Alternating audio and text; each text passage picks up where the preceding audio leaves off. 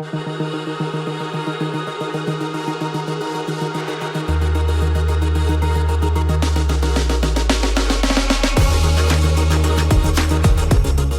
incentive is it going to be for me to go work if you turn around and tell me that I have to hold everything I earn from my hard labor as though it belonged to you all? How does that put me right back into the problem of pure communism?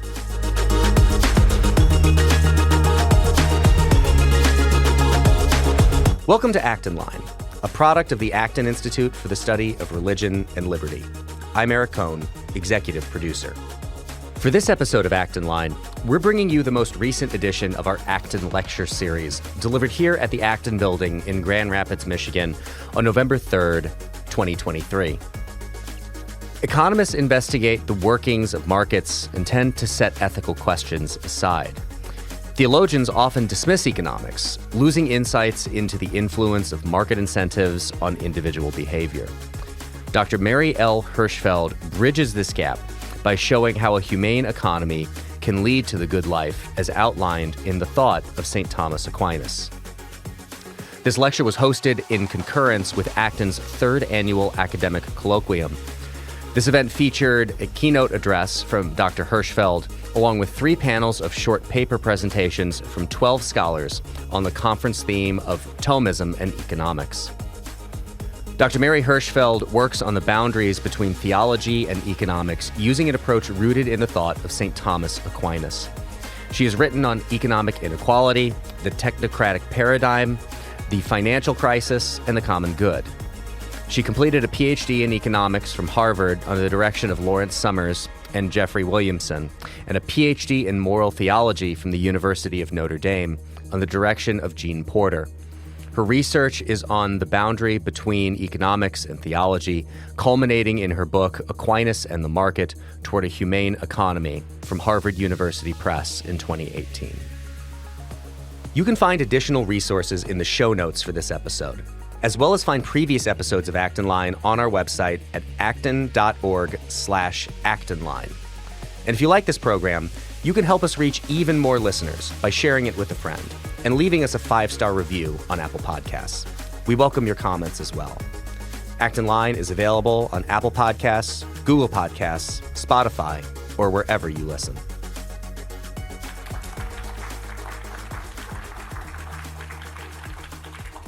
Hello, good afternoon.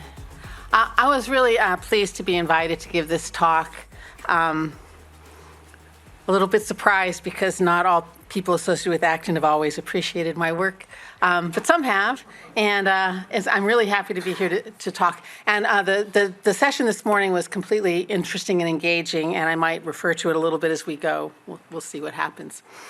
The title of my book is Aquinas and the Market, but that was because my editors wanted a sexier title than a dialogue between Aquinas and neoclassical economists, which is what the book is actually more about. And usually when I give talks about my book, I go straight after the difference between practical reason as understood in the economic models and practical reason as understood by Aquinas. And some of that came up, especially in Antonio's I don't see him, but he's here, there you are, in Antonio's good talk. But I thought since Acton Institute is associated with markets, I should actually talk about Aquinas and the market today. And the two subjects, by the way, are threaded together. So when people talk about capitalism, they're partly talking about markets, but they're often talking about the mentality that goes with it. So they overlap, and that's what makes all these conversations so challenging. I do have many critical things to say about the rational choice model, although I think it's useful in some limited places. But I'm very friendly to the principles of markets themselves, and the argument of the book is I think you can use Thomistic principles to find a good account of what how a market economy can actually serve the real, genuine human good. Okay. Now, it has to be Aquinas' framework and not Aquinas himself. Aquinas is a 13th century scholar. The insights of Adam Smith and Friedrich Hayek lay centuries in advance of him. He does not have an account of spontaneous order, which would be one of the primary virtues of market-based economies. And because he lacks that, he starts with the idea that if you're thinking about the common good, you start with the ruler who directs and orders things, sort of a top-down argument. I am not going to go into that here. I think the wise Thomistic ruler can accommodate markets and how they rule their society, but I'm not going to talk about that here. That said, the concern that you can't just have a market-based economy, have market be the main institution, is one that continues to haunt the church. The church still has the idea that if you're going to have a common good, you need to have a common authority. In Centesimus Annus, St. Pope John Paul II says that if we're debating about whether capitalism is or is not a good system, he says it depends on what you mean.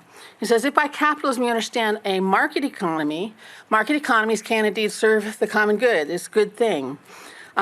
He says, but if capitalism is understood as, quote, a system in which freedom in the economic sector is not circumscribed within a strong juridical framework which places it at the service of human freedom in its totality, then the reply is certainly negative. This reservation goes pretty close to my own reservation. To the extent that capitalism unleashes an attitude towards wealth where we think more of it is always better and it becomes the thing that we all care about, it corrupts and diminishes all the other goods. You end up with a very Mercantian critique of the social order. So the question I have is, does Aquinas have room for an account of the good of markets that does not necessarily give way to the kind of pernicious capitalism that is so often critiqued and that the church herself is worried about? Okay. So let's start with the places in Aquinas' thought that I thought you could accommodate some of the best intuitions about why markets are good. I'm going to start with the small things and build up to the big one. He actually does understand the division of labor. This, by the way, is not an outstanding feature of Aquinas. Pretty much anybody who breathed in the ancient world understood that it was better to have some people be carpenters and other people being bakers.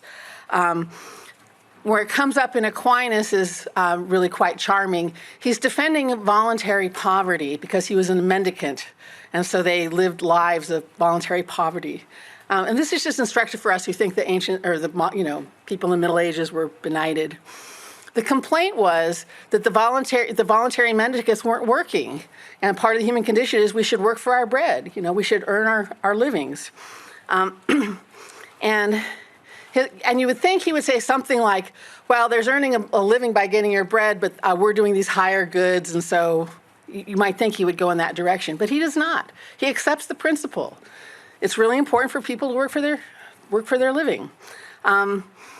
His reply, though, is not everybody works in the same way. And he doesn't use the word division of labor, but he says some people do something, some people do another. That's all fine. And then the way he sneaks in the voluntary poverty of the mendicants is he says, and some people do spiritual labor. So we pray for you all, and that's part of the common good, and then we justly exchange that service in exchange for your bread. Okay. In order to have a division of labor, as Adam Smith will tell us, or any common sense will tell us, you have to be able to trade.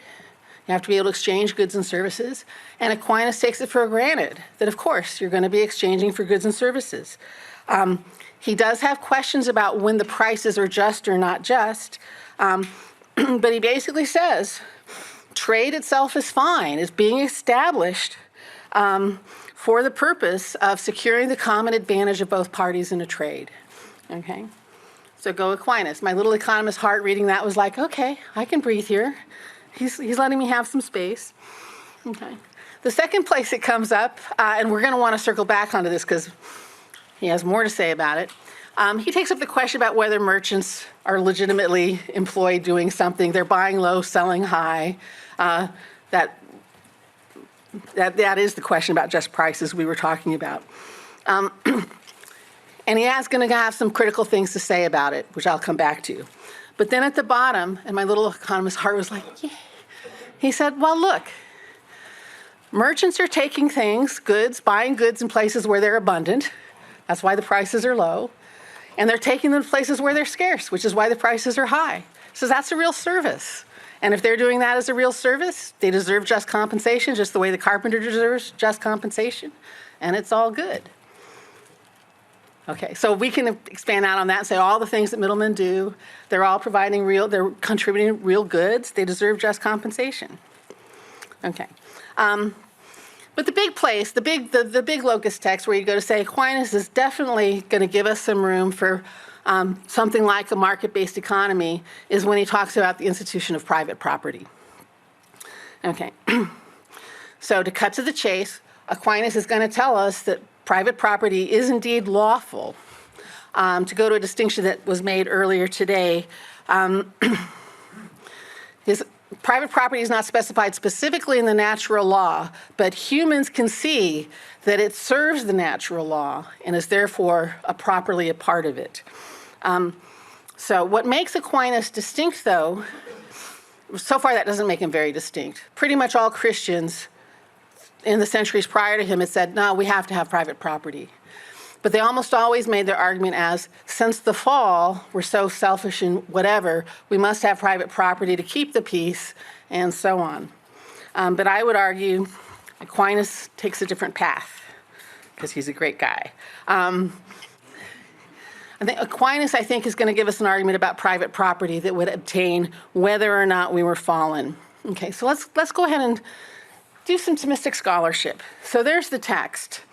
The first distinction he makes is when we're thinking about property, we want to think about it, let me pull out my own sheet, in two respects. We want to think about it in terms of who owns and manages the property, and then, given that you own and manage it, how should you think about it in terms of how you use it, okay? And then he says, with respect to the first, the ownership and management, it is lawful to possess that private property because it's necessary for human life, so boy, oh boy, you want this institution, for three reasons. Okay. I'm going to work backwards. The third reason, because a more peaceful state is ensured to man if each one is contented with his own, basically fences make better neighbors, that kind of an argument. That is an argument that we're fallen. We're just too cantankerous to get along without some, this is yours, this is mine. Otherwise, we'd fight all the time. Okay. It's that second reason that makes me want to cry. Okay, I'm going to read it. Secondly, because human affairs are conducted in more orderly fashion if each man is charged with taking care of some particular thing himself, whereas there would be confusion if everyone had to look after any one thing indeterminately. So, you could imagine trying to live a world with common property, and the problem here is we'd all get up in the morning, and since we're imagining a state where we're not fallen, we'd say, let me go and work for the common good, and we would have no idea where to go or what to do, and nothing would happen. Okay, so private property is this great institution that lets me know that this patch of land is mine, and I'm going to go and figure out what is best suited for that land and grow it there, and you're going to have your land and figure it out. And you can hear all of the economic wisdom being able to be built out on top of those basic principles. I'm going to specialize, get really good at it. I'm going to be motivated to take care of it because I know about it. I know it really well. And this is all for the better.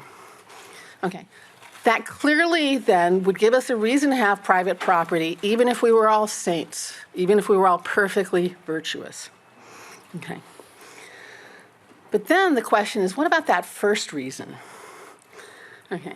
The first reason that you want to have private property is because every man is more careful to procure what is for himself alone than that which is common to many or to all, since each one would shirk the labor and leave to another that which concerns the community, as happens when there is a great number of servants.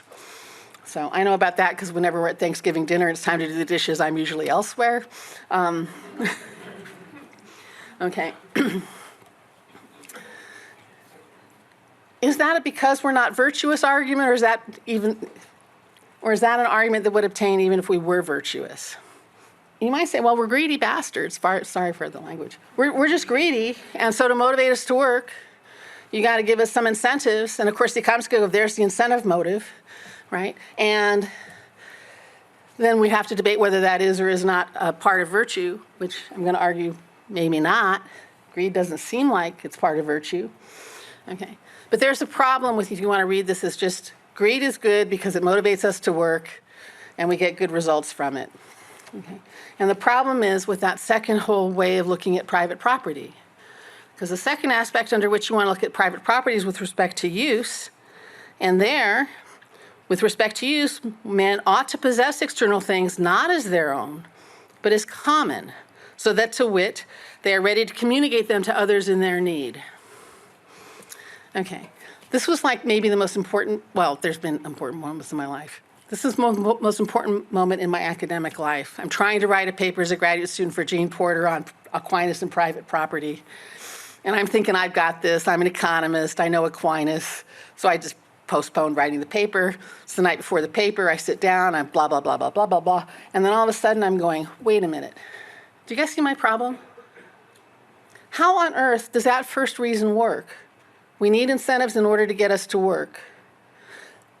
Work, if the reason I'm going to hold it is I'm going to turn around and give it to all of you anyway. Do you see my problem? What incentive is it going to be for me to go work if you turn around and tell me that I have to hold everything I earn from my hard labor as though it belonged to you all? How does that not put me right back into the problem of pure communism? Okay. That was a long night. And I think I finally, at 4 o'clock in the morning, emailed Jean and said, you're not getting a paper tomorrow. Tried to go to bed, tossed and turned. And then at 6 o'clock in the morning, the sun comes up and the light has fallen upon me. And the answer is Aquinas is thinking about that desire to take care of yourself, that proper motivation, in a different way than we moderns would. So as an economist, I read that first one as, we always want to get as much as we can. That gives me a motivation to work hard so I can make a lot of money. Okay, that's not actually in Aquinas' world. What I do usually spend a lot of time talking about with Aquinas is he's very, very clear that wealth is an instrumental good. And a truly virtuous person would recognize that, yes, I need wealth to sustain myself, maintain my family, and also live becomingly. This is not a bare bones thing. But I would have an idea about what good life I want to live and how material wealth would serve that. And that answer, whatever it is, would be necessarily finite. So the idea would be, I am living my life as a single professor of theology and business ethics at Notre Dame. There's a certain standard of living that is becoming to me. And that means I need X number of dollars. Okay?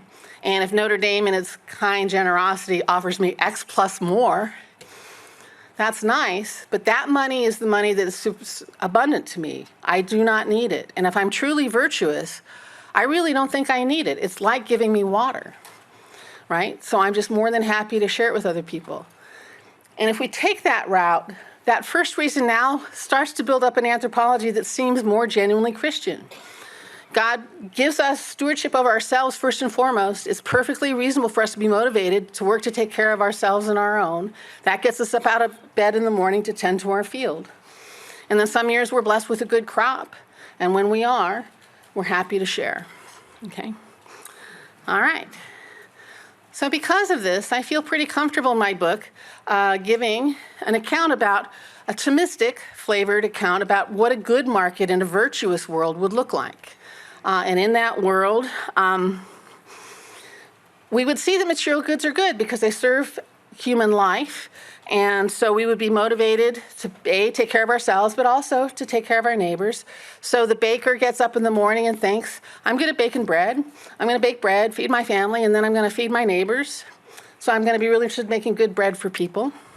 But I need to make a living, so they're going to want just compensation so they can take care of other things. But they're going to let that money be a servant of the good that they're pursuing. So they're going to see the primary good is the work they're doing for the community and for themselves, and then money helps support that. The virtuous firm, likewise, sets up their business with the first primary intent being to provide particular goods and services to the community that are of value. Okay, and then to marshal the resources to make that happen, to create a workplace where workers can exercise their skills and talents, which is part of developing human flourishing. And again, in this world, prices and markets play a really good role. And in particular, they serve as signals about what the community actually values, right? I always like to use this example with my students.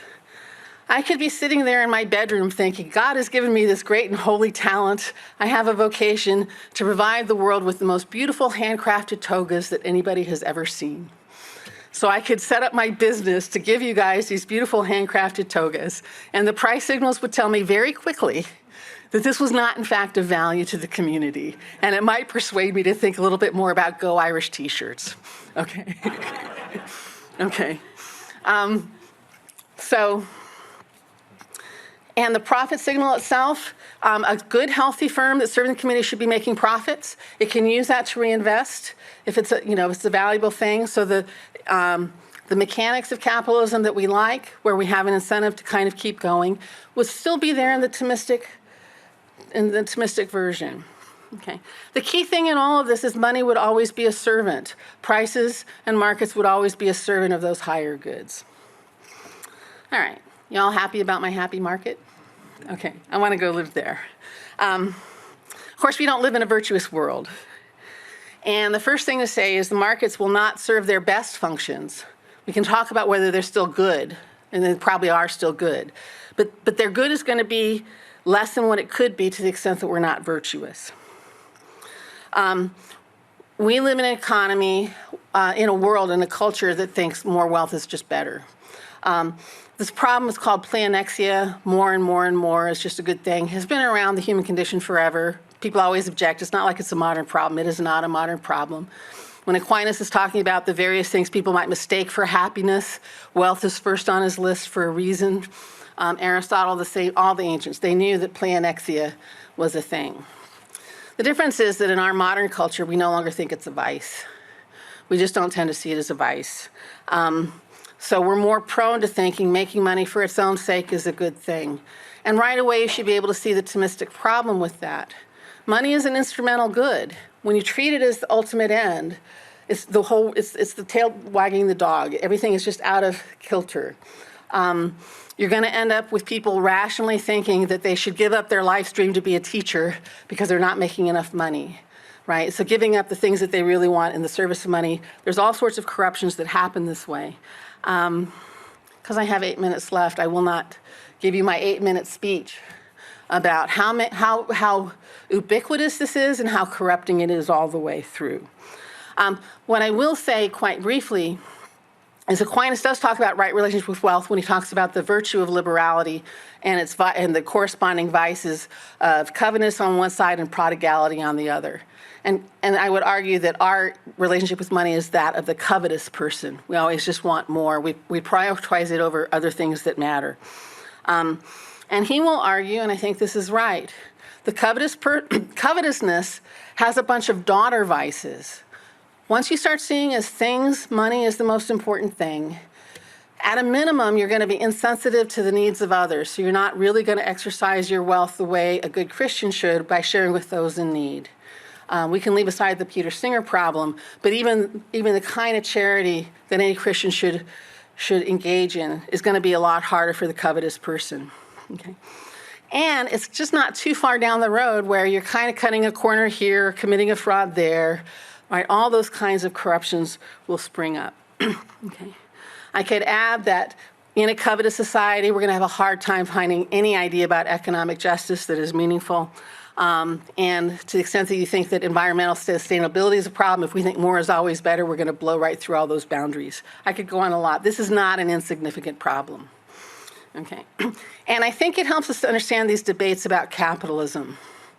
The people who like capitalism see that it promotes wealth and flourishing and it lifts a lot of people out of poverty, and they're right.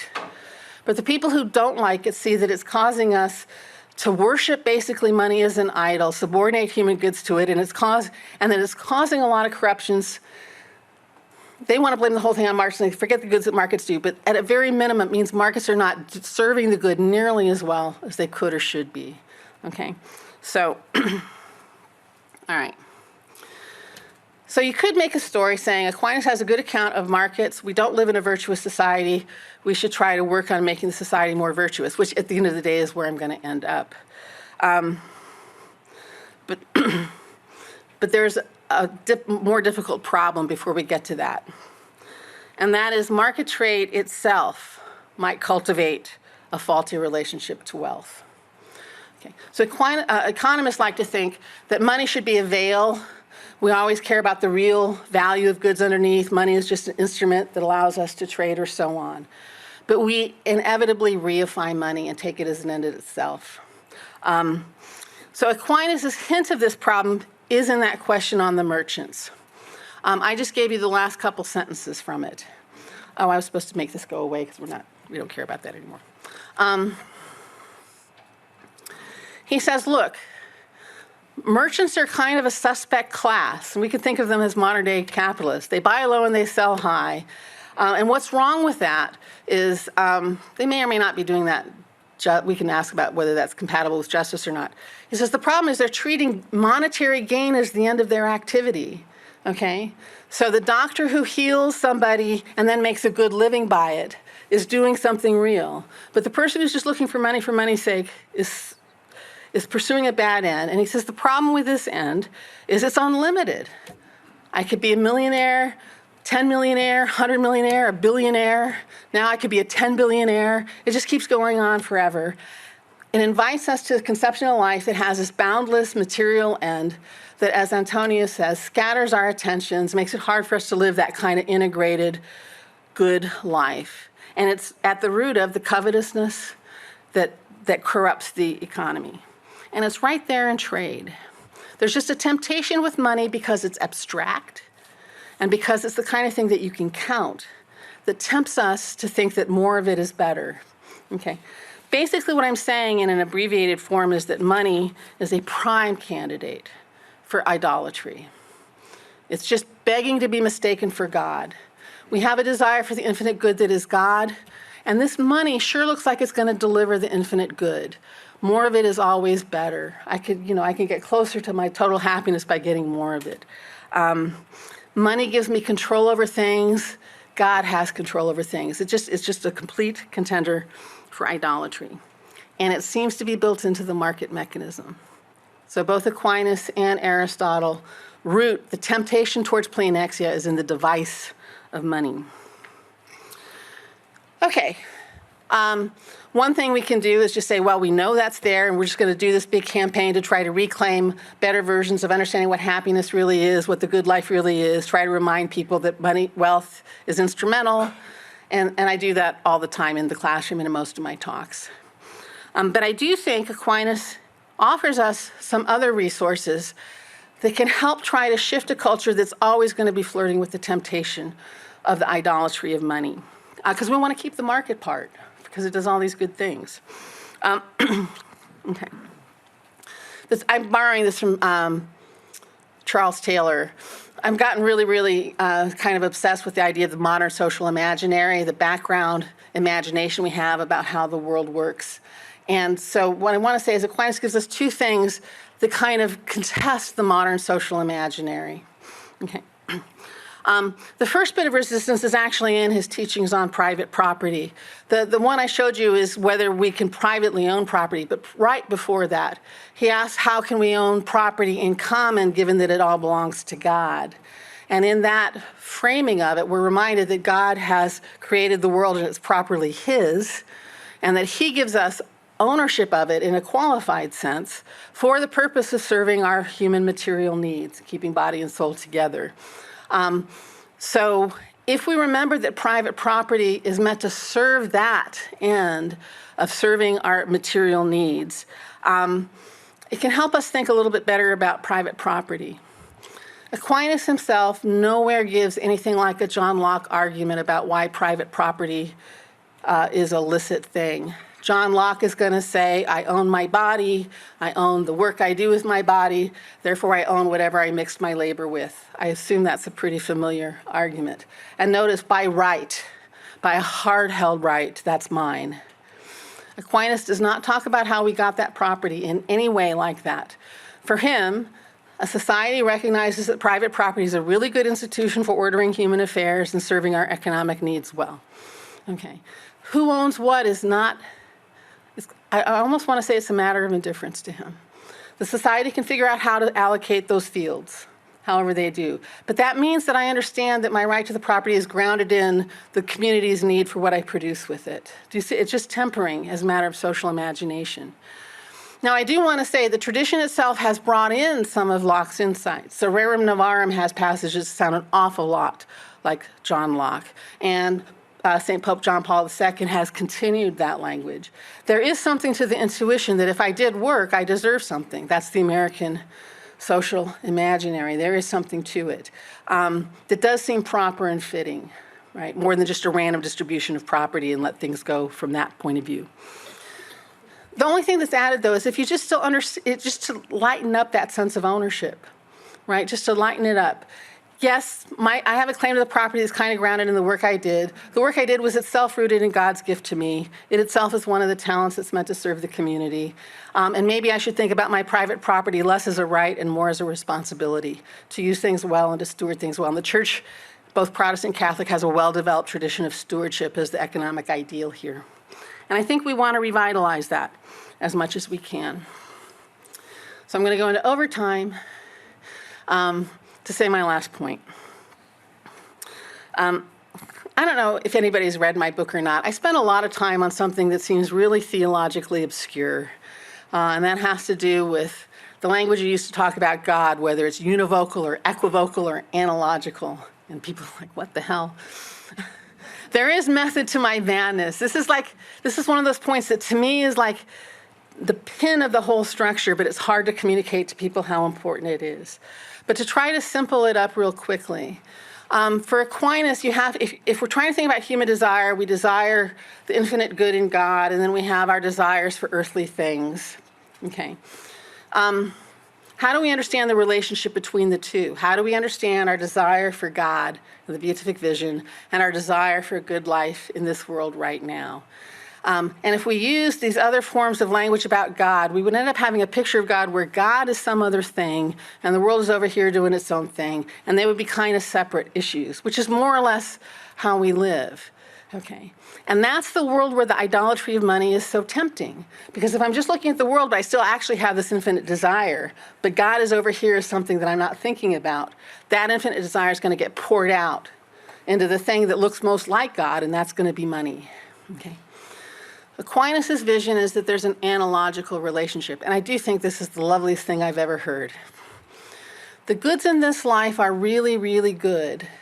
Family, the tree that's blooming, or shedding its leaves out front. They're all really good because everything that's good in this world reflects the only thing that's really good, which is God.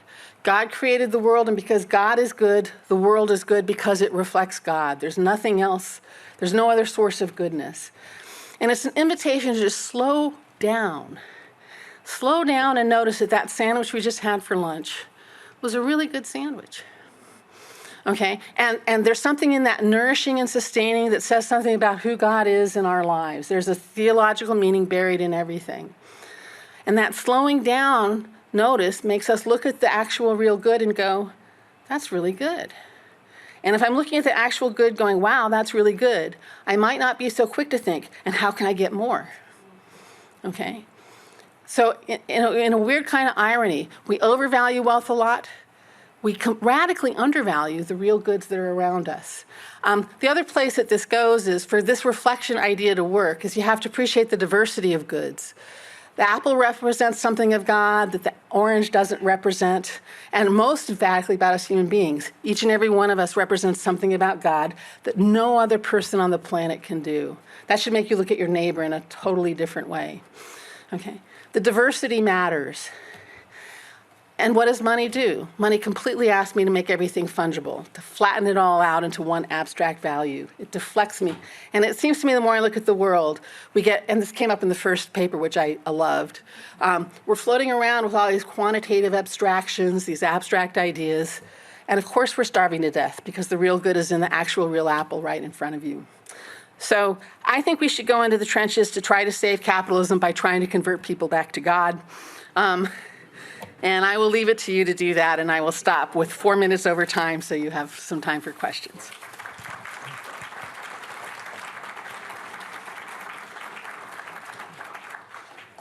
Thanks to Dr. Hirschfeld for her talk. Let's slow down and appreciate her for a moment before we begin questions. But then, because we went a little over time, let's speed up a little bit the asking of our questions. And that's the balance we'll strike. Sam, could you get that gentleman over there? Thank you. Can you hear me okay? Thank you for your talk and for your book and for your career.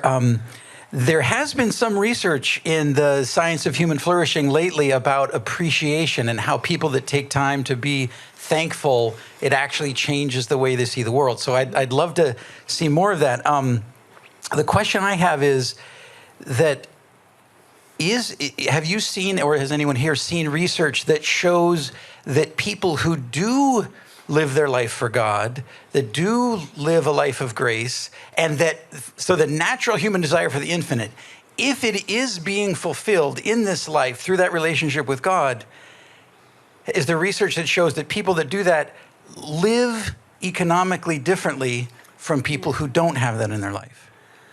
That I can't answer. I don't know. I'm not the hugest fan of can we do a study and show, but it's valuable. So that would be a good thing to do. I can say in my own life it made a radical difference. And obviously see it in the saints. The saints clearly have a much smaller material footprint, and they also seem to have an incredible amount of joy that comes out of it. So St. Teresa of Calcutta would be a classic example of that. I always try to sell it to people by saying, I've been doing this for 15 or 20, a long time now, and I'm a prayerful person, so it's all part of my prayer. Being liberated from the idea that I just need another 10% raise has been like a miracle for my own personal flourishing. It means, among other things, that when I walk into my house, I'm happy every day because it's just the greatest house. It's not going to go in any magazines. It's not the biggest house. It's not the fanciest house, but it serves my needs really well, and I'm grateful. So I have a lot more room for gratitude. I was free to decide on where I want to go and work and why, because nobody can tempt me with money at this point because I have enough. So I can preach my own experience, but it would be interesting to see a full study. The caveat is, how do you measure this real faith? Because there's a lot of professing Christians who, in fact, have a divided life, a lot of them. So I'm not sure you'd see it in the studies. Oh, we'll let him out. Thank you for your talk. I love hearing everything strongly from a biblical perspective there. I thought that was powerful, so thanks for sharing that. I wanted to know if you could expand just a little bit. You only mentioned briefly Aquinas' thinking on the environment. So what would he think about the ecological footprint and the kind of resources? I think of, kind of the economic idea of externality, like when that's going on, whether it's today's world, plastic pollution or biodiversity loss or things like that. What would you think he might say? Yeah. I'm not aware of any place where he takes on environmental problems just because they were still in the Middle Ages, and actually they were having them, but just not in the same way that we would see them. This was part of the part where I was going to do my 8-minute discussion of how money corrupts everything. That would be a big place where it does. Once we've commodified everything and think the only thing that matters is money, we're not going to attach value to things that can't be measured in money. We're going to forget the beauty and grace of nature. It's not surprising then that we don't have any problem with just blowing right through it. I'm not always simpatico with the way Pope Francis goes about things, but I think Laudato Si has really compelling and moving things to say about seeing the world through the lens of creation, remembering that our relationship of nature, remembering that it's a gift from God, a sign of God, and all these things would help to temper our worst impulses in the modern world.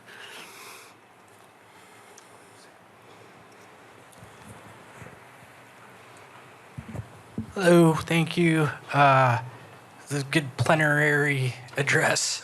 I think this is my first one. The best you've ever heard. It's not so much as a question, though I can try to come up with one, but if markets are not serving the good, right? And I'd like to try to apply what you said to current events, which is there's a lot of inflation going around, right? And so I would say that deflation is when you mistake probabilistic effect for parabolic effect. So President Biden is using the Kuznets curve a lot, but indeed it's it's a monetary curve with price and interest rates where it'll go back up, I think. So my question would be, what do you think about trade security in terms of solvency? Okay. I tend to stay away from particular questions really in anything because it's more about the general framework. So I would want to pick up that issue and look at it through this lens, but I haven't done it, so I can't answer it off the top of my head. It does seem to me, there's a weird thing, I just don't understand the economy anymore. I mean, I really was an economist once upon a time. We really do think that if you just print money, you can just print money and create value somehow. And so we have spent money like drunken sailors, especially during the COVID thing, and we somehow imagine that there will be goods that will, rise up to meet all that money. I just don't understand why people thought that was ever reasonable or not, maybe it was something you had to do, but I just don't understand why people don't understand that if you print a lot of money, you're going to have inflation. So maybe I'm an old-fashioned, outdated economist. But that's an economist responding, not an Aquinas responding. The market on its own terms doesn't seem to be working the way it used to, and I don't get it. You young whippersnappers are ruining the world. I don't know how that happened.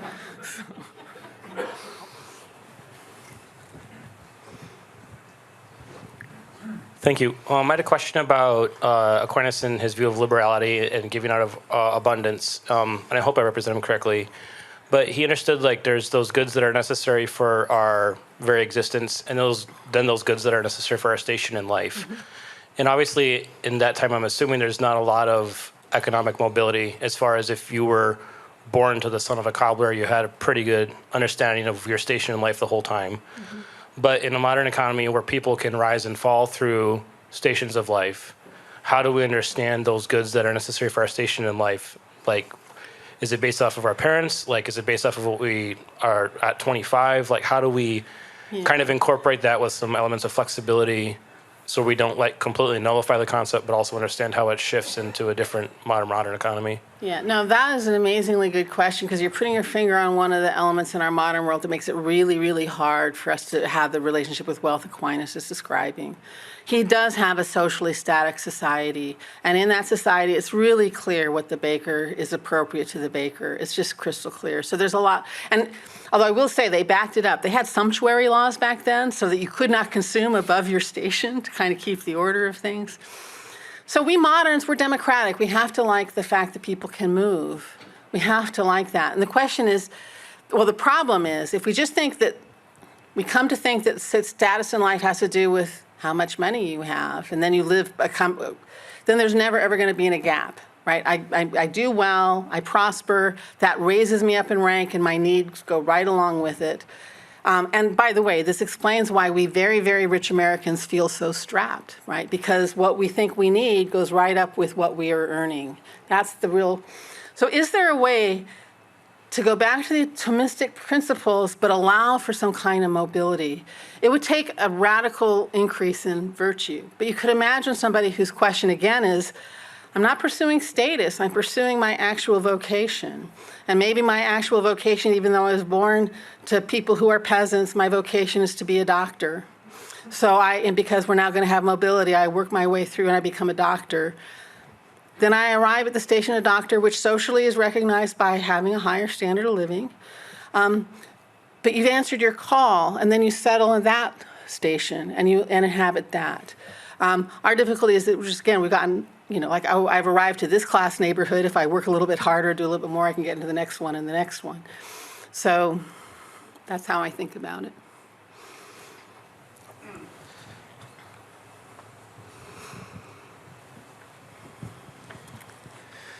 In Rerum Novarum, Leo the 13th, he says that for the family, for the sake of the family, it's good to pursue capital resources that are productive capital, mm-hmm. right? And this is something that has the face of productive capital has changed since the Industrial Revolution, just dramatically, right? So we have most people, their most productive capital is their intellectual capital at this point in the game, right? So what do you think Aquinas would say about, our idea of productive capital? And because this kind of ties in with the last question too, like, so how much productive capital is reasonable because then also addressing the other side of like, well, most people actually don't even have productive capital outside of their intellectual capital. So in many sense, in some sense, we're pretty we're a poor nation because we don't have real capital. It's a complex idea, but No, it is. I find myself thinking more and more and more about what would it mean to think through all of this in light of our spectacular abundance. Most of our intuitions about the economy are founded on an idea of really radical scarcity, right, where there's a real sense of necessity. And obviously many people around the world still live in that world. We, on the other hand, live in a world where people thought you could stop working for 2 years and everything would be fine. So, like, don't even get me started on the response to the COVID pandemic. But what people didn't notice is it would have been unthinkable in the past because nobody could have afforded to do it. And then when we imposed it on countries that couldn't afford to do it, we inflicted a great deal of harm, a huge amount of harm. So your question goes to that. Like, I think the primary model of work, and certainly what Aquinas had, is you've got land. That's the productive resource. And then there's lots of good argument that, we should make sure everybody has, 40 acres and can do their thing. And even people like, that idea persisted late into the 18th century. People thought America would never become an industrial nation because we had all that land, and every worker would obviously know that they would rather have their own independent productive asset than sell their labor to a factory. How and why they got that wrong would be an interesting thing to inquire into. But then we moved to the model where then you have shares in capital, and that still is in the mix, and I just don't know how much. How much do people rely on their income from their shares in the capital? But once you move to where my main source of wealth, which certainly is true, is whatever people value this at, which is something, I don't know why. I'm still depending on somebody to hire me and give me a platform. So I think you're asking a really good question. It's the kind of question I want to ask next, but I haven't waited out there to figure out what is the meaning of work in a world like this? I don't know. Thank you very much for your talk. I thought it was really fabulous. And where it left me thinking at the end is, and this is a thought experiment I'll sometimes do with my students, imagine a world where there is no scarcity. We have everything we need in abundance. Mm-hmm. And now the quest is really for virtue. Have we solved the core proposition that causes us to corrupt money and goods and services? Or are we not in the very same place, but just with our focus on something different? I'm curious, because couldn't we, in a sense, commoditize virtue?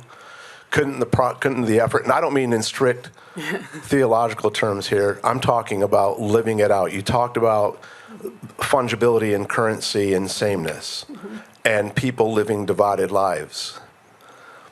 I hope I'm not guilty of, casting stones here, but I know a lot of people who are pursuing the life of virtue, but fit that very description. Mm-hmm. And it's not virtue, but it's a parroted or idolized version of virtue that really consumes their attention. I'm just curious what your response is to that proposition, and maybe what insights Thomas Aquinas might have. Okay, so I'm not picking up whatever mental images in your brain formulating the question, but I do have these two responses.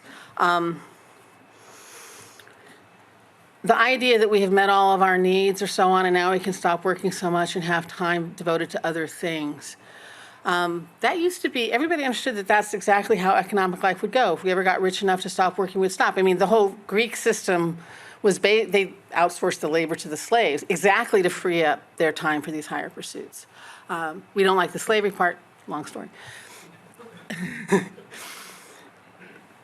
But by the time you get to like the 1920s, John Maynard Keynes is saying, not right now, but I think in a few generations we're going to hit that mark. And now everybody can be like Aristotle. But will people be ready to be Aristotle, and what are they going to do? That's a big, and that would be an interesting question to pursue, except for it turns out we did not go there. We did not stop working. Instead, we have continued to work. And this goes back to the question about how do we make sense of this affluent economy? We have found other things to do productively. Are we doing that because we think the goods we're getting for them are really important, or because we're just actually stuck in this habit of maximizing means? And so, yeah. I mean, I'm lazy. I'm really lazy. I would be really in favor of a world where we worked half as hard as we do and spent more time, smelling the roses. But that's just me.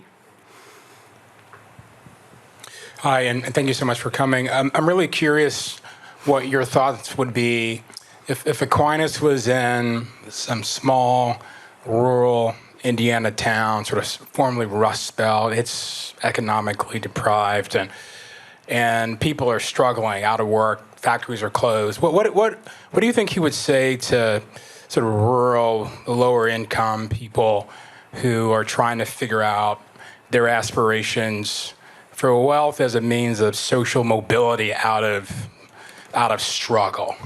Yeah. So again, he can't contemplate that because he's in a relatively static economy, right? The villages are up and running, although he's riding 2 generations in front of the Black Death, which is going to do a lot of that destabilizing for him. So I just never want to pretend that I'm channeling Aquinas. Me sitting right here working out of Thomas's principles as I understand them. To me, this is the big challenge of modern capitalism, and I don't know how to solve it perfectly well. There might be very, very good reasons that serve the common good for those factories to relocate to places where they're more productively employed, but they do it by destroying a community. And we're supposed to think that those communities matter a lot. So do the departing firms have some obligation to help put something in place behind them? I don't know. I think it has to be right, though, that if the town has been devastated, there's no more meaningful work to be done there. People have to move because humans have to work. But I would view it as one of the costs of a global market economy, that it requires these kinds of dislocations. And I think we need to be attentive to, is there any way to ameliorate, soften, make better, or even maybe ask, it would have been more profitable to move the factory, but could you afford to stay there anyway? Maybe they could. That kind of thinking. And more on a case-by-case basis. It's like there's not going to be a one-size-fits-all answer.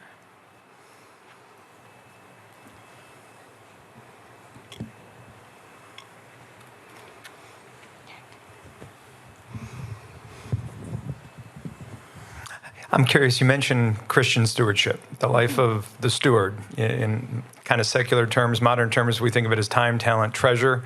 I personally don't like those terms, right? Humility, responsibility, and joy. What's lacking in our ability as a society today, in your opinion? It's more of a sociological question.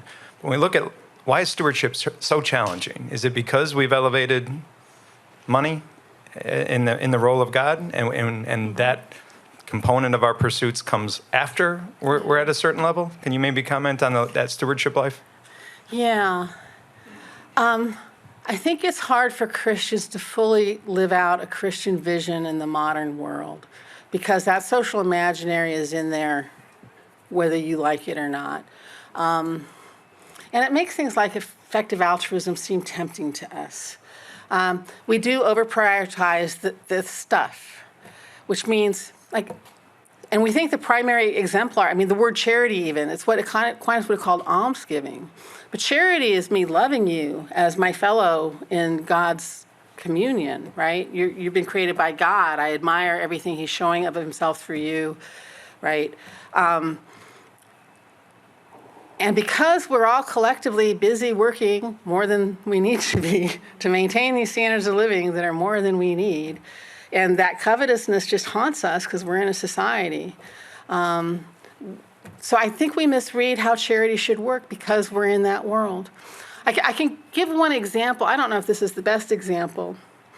God is so good. He converted me into a Dominican parish. So Aquinas was right there on the stained glass window calling me forward. And it was also a live parish, which in the Roman Catholic world is not something to be taken for granted. So a lot of faith, a lot of passion. We had this super shy, kind of unconfident woman who was the secretary for the parish.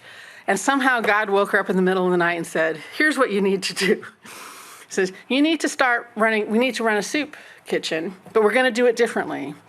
We are going to turn the parish hall every week on Friday into basically a dining experience. We're going to put down tables with tablecloths. The parishioners are going to act as waiters and waitresses and, serve them. So she's thinking about the dignity of the person we're helping and bringing them into relationship or community. And believe it or not, they did it. So, and this again goes back to that first paper we heard this morning. Can we think about our efforts to help people with the material goods in a way that doesn't center that? I don't know if that gets to all of it. The conversion towards really seeing things through God is just an ongoing process. So I'm in the process right now of teaching Calvin, even though I'm Thomas, I'm teaching Calvin to my students, which means I'm reading Calvin for the first time.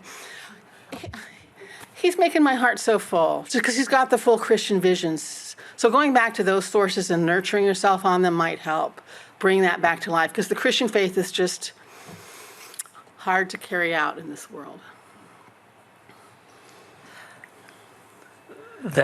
That's going to be our last question, this Mary. guy's been trying. Dr. Wagner, can you give a quickie? Pedagogical question. I'll yell. About the point on Taylor with the modern imaginary, the moral framework that makes an instrumental good money into the summum bonum. It seems increasingly difficult. I feel older all the time to convince a younger audience that the life worth living is the life of virtue. So I just wonder if you have any advice on how to reach that audience in that way. This is my true mission in life, reaching my undergraduates and trying to save at least 3 souls out of the classroom, if at all possible. So just for what it's worth, there's a book called Excellent Sheep by William Dershowitz that names their problem, and it's about how students are in this rat race trying to get ahead, do everything they're supposed to do to get ahead. And he talks about all the misery and despair that goes with it, the emptiness of their lives as a consequence of it. And so I give them that on day one, and they come in crying. The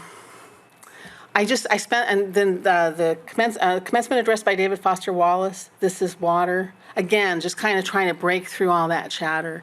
And I will say, because they are in fact starving for the good in this world, if you just say, you're miserable, and they go, yeah, actually, I really am, it opens up room to start contemplating. Now, there's many, because they're always hearing everything I'm saying through the modern social imaginary. It's just so much like you say something, then you have to unsay it just to try to, it's hard work, but it's the most important work, I think. Okay. Thank you very much. Thank you, guys.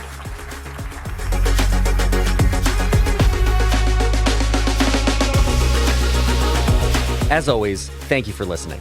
Our team loves putting this podcast together for you. It's encouraging to hear from our listeners. Feedback is incredibly important to us because it lets us know what you'd like to hear more of, including the kinds of topics you're interested in most. If you have comments, feedback, or ideas for a show topic or interesting guest, you can email our team at producer@acton.org. Until next week, for Acton Line, I'm Eric Cohn.